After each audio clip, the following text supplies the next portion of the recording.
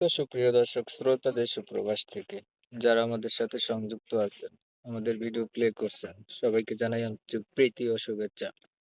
বন্ধুরা, আজকে আমার সাথে সংযুক্ত আছে সুইট একটা আপু, অডিও কলে যোগাযোগ করছে। কয়েকদিন ধরে যোগাযোগ ছিল, প্রতিবেদন করবে। সে কেন আসলো প্রতিবেদনে, পুরো ভিডিওতে আলাপ থাকছে, আপনারা অবশ্যই ভিডিওটা কন্টিনিউ করবেন।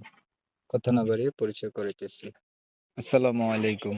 ওয়ালাইকুম সালাম ভাইয়া। ভালো আছেন আপু? হ্যাঁ ভাইয়া, আপনাদের দর্শকের দোয়া ভালো আছি।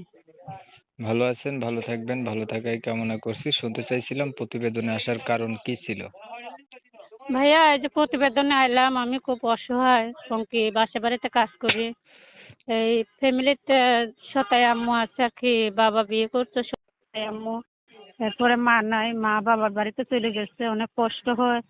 এর জন্য প্রতিবেদন আইলাম যে ভালো মনের একজন মানুষ পাওয়ার জন্য, যে সে বুড়া হোক জোয়ান হোক সেটা আমার দেখার বিষয় না, সেজন্য পাশে থাকে আমার। সহযোগিতা নিয়ে এরকম একটা মনের মানুষের জন্য আমি প্রতিবেদন এলাম ভাইয়া, অনেক কষ্টে আছি, এর জন্য আপনাদের কাছে আমি আইছি। আপনারা আমার ভালো মন্দটা আপনারা দেখবেন ভাইয়া, এর জন্য। আচ্ছা, বলছিলেন আপনার মা নাই, সৎ মায়ের কাছে থাকেন। আপনার মা জি কোথায় ভাইয়া। গেছে? মা বাবা বিয়ে করার বাদে আম্মু চলে গেছে ছোট থাকতে, ঠিক আছে। আমি সৎ মায়ের কাছে বড় হয়েছি, অনেক কষ্টে আছি।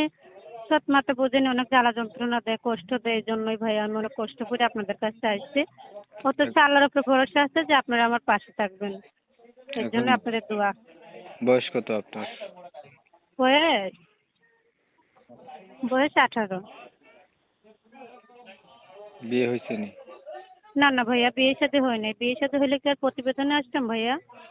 আগে কি কখনো আপনার প্রতিবেদন করছিলেন? না না, আমি আগে কখনো প্রতিবেদন করি নাই, অনেক কষ্টে আছে বিধে আমি এই প্রথম প্রতিবেদনে এলাম। লেখাপড়া কিছু করছেন? না ভাইয়া, আমি লেখাপড়া করি নাই। মিথ্যা কথা বলবো কেন, লেখাপড়া করছি। লেখাপড়ার কথা বললে আপনারা যদি পরে ব্যাখ্যা দেন আমি ভাঙতে না পারলে, তাহলে বলবেন যে উনি মিথ্যা কথা বলছেন। আমি মিথ্যা কথা পছন্দ করি না ভাইয়া, আমি লেখাপড়া করি নাই। আপনি নামাজ পড়েন? হ্যাঁ ভাইয়া, মুসলমান, নামাজ পড়বো না কিসের জন্য? আল্লাহ কোরআন যতটুকু পড়ায় ততটুকুই করি। কোরআন শরীফ পড়া জানেন? না ভাই, আমি কোরআন শরীফ পড়ি নাই। আমি নামাজ কালাম সব কিছু পড়তে পারি, আপনাদের দোয়া। কি করেন আপনি?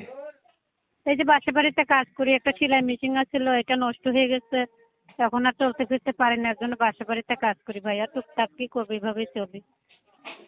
আচ্ছা, ধরেন মনের মতো মানুষ পাইলেন, আপনি বলছিলেন বয়স বেশি হইলেও সমস্যা নাই, যদি আগে বিয়ে করে থাকে এমন হয়?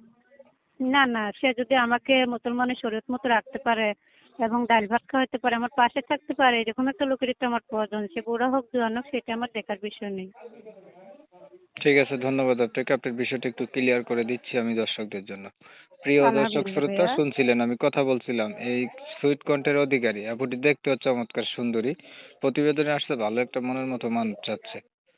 তবে ওনার ফ্যামিলিতে জানলাম যে ওনার নিজের মা নাই, মানে সৎ মায়ের কাছে মানুষ হয়েছে আর কি।